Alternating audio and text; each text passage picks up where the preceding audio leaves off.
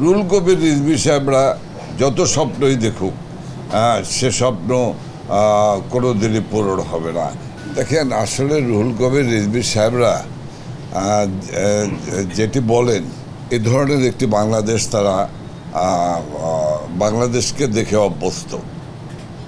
কাজেই তাদের কল্পনা এবং তাদের ইচ্ছা আকাঙ্ক্ষার যে বাংলাদেশ, সে বাংলাদেশ আজকে নেই। আজকে বাংলাদেশ এমন একটি জায়গায় পৌঁছে গিয়েছে শেখ হাসিনার নেতৃত্বে যে এ বাংলাদেশ এখন আর পিছনে তাকাবার কোনো সময় নেই। আজকের প্রজন্মের দিকে যদি তাকিয়ে দেখেন, তারা অনেক দূরে এগিয়ে গিয়েছে। তারা এখন বিশ্বকে হাতে নাগালের মধ্যে নিয়ে এসেছে।